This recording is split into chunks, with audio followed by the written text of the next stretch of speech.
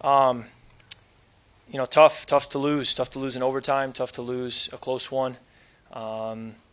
This league will always be like that. Most of these games are going to come down to play here, play there, and we battled.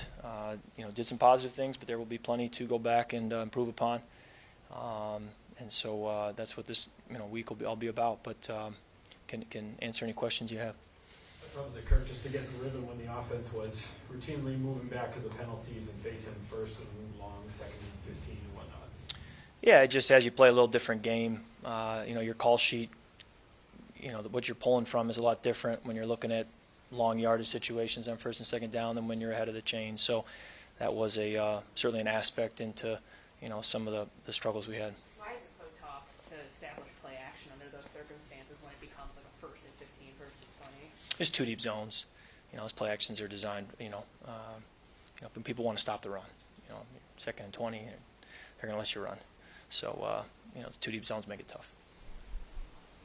First regular season game with some new faces on the offensive line. Does that contribute to it as well? Some of the early game mistakes? We've all played together for a while, so really no excuses. We just have to be better. It's a lot more perplexing when it's guys like C.J. Ham who are committing penalties. Guys who are typically leaders and don't make those kind of mistakes. Well, he may have had one. We're all going to have a play here or there where it's not perfect, but CJ's a great player, and he's the kind of guy that you make a mistake, clean it up. It doesn't happen again. Were you guys able to figure out the source of the false starts or anything? No specific one reason recurring over and over and over. Just variety of reasons. Did you think, watching the review, that the Cook fumble may have been overturned at all? Hard to say from where I was in the stadium looking up at the screen. Hard to say. Close one. Justin's, I thought I was surprised we needed to punch it in. I thought he had scored, but great run by Dalvin there. Great job to get in. Kirk, obviously, this is a game where you want a lot back because despite all the mistakes, you guys were still very much in it. Do you kind of feel like you guys lost it, kind of shot yourself in the foot that way, or what's the biggest frustration you take forward that way? I think when you have a chance to win a game in this league, because they are so hard fought and you put so much into them, anytime you can get that close and you don't get it done, it hurts, and it always will. You mentioned how well you felt about the offense in the preseason, having all the practice work you guys had in camp. Why don't you think that carried over once you got all the pieces on the field here? I'll have to go back and look at the tape to give you a better answer. I just know that some of the longer yardage situations we had made things tough on several of the drives. There were a lot of plays made that helped overcome some things. KJ's play on a long third down that got us our first touchdown was an example of overcoming. And you have to have great players to be able to do that. With all the pass rushers in this league, do you think that going forward you'll have enough time to develop a deep passing game? I do. I think so. I played a lot of snaps and had all kinds of different linemen in front of me, all different pass rushers, all different schemes that I've played in, and the coaches do a great job of us game planning each week for what you're facing and putting all of us in a position to be successful. At the end of the first half, you guys go 3 and outs like in 30 seconds, and they turn around in 30 seconds. They hit the deep ball. It's kind of the difference between the two teams today.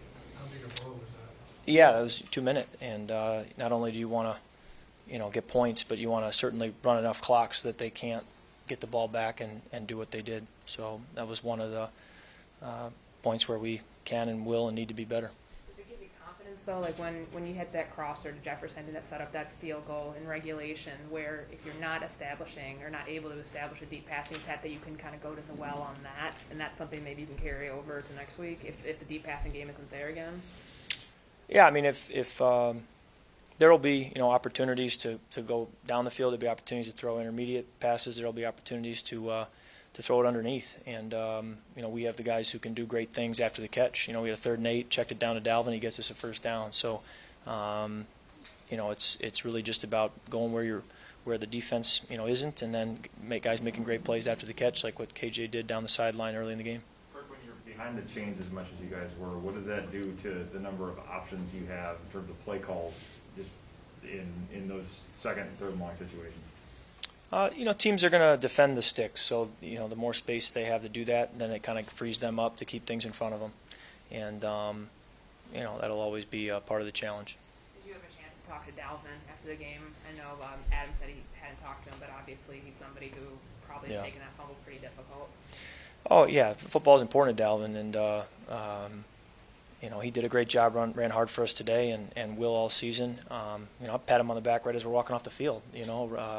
From that series, to the sideline, just tell him you're good, man. There's still time left. You never know what's going to happen, and if they don't get that fourth down, we have the ball at the 50-yard line. That's kind of the way pro football is you never know. You got to play to the last second because things turn on a dime, and so even then, after the fumble, it was still right there. It was close game.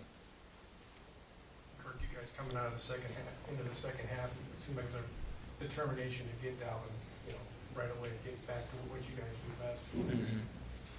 Was that kind of a discussion at halftime that we got to get back to this being run first type team? I do think there's a desire to stick to our identity and commit to running the football and staying true to it. How did you guys keep it together with all the false starts and a lot of the flags? I mean, because that could have snowballed really out of control, even score-wise. Can you share what was said, or what do you think kind of held that together? I think we all play with a mindset of next play, and kind of that what's important now mindset. We can't change the past. What do we do now? And there were moments in the game things don't go your way, but obviously too when things go your way, you have to have the same approach of, hey, let's not get too high, let's stay the course, stay level-headed because there's a lot of football left. So it's just kind of the way you play the game when things are going good or when things are tough. Kirk, you mentioned KJ a couple times, just what stood out about his game, and people have been talking about him throughout training camp. Did any of this surprise you today? Or? Not a surprise. Thrilled that a player like that can show to everyone what he's been showing us for months. I thought his catch on fourth down in the 2-minute was elite. I think it's a difficult catch. The ball was thrown hard. He's in a lot of traffic. He made a tremendous catch. And those are the kinds of plays as a quarterback, when you see them made, it just gives you a lot of confidence that you can throw that ball in there. But that's just one example that comes to mind. And, he's going to help us all season. Kirk, the Bengals seem to be in control until they decided to go up 2 scores. They decided to go for that fourth down. What kind of a momentum swing on the sideline was that for you? Because it seems like they were really in control of the game at that point, and then they just kind of handed you. Yeah, turnovers have a way of doing that. So when they don't get it, and you get a short field, you definitely see it as a great opportunity. And when they brought cover 0 on the fourth down, Adam did a great job separating versus his man and then finishing the play. And it was great to get that touchdown. Also, it's getting into a little bit of rhythm with Conklin too. What Yeah. do you like about that? He did a great job. Tyler's a guy we're going to lean on all season long. We're going to ask a lot of him, blocking, pass protecting, running routes, and he's really, again, like KJ, it's only the tip of the iceberg as to what he's capable of and what we're going to ask him to do, and I think our fans are going to see him a lot this year.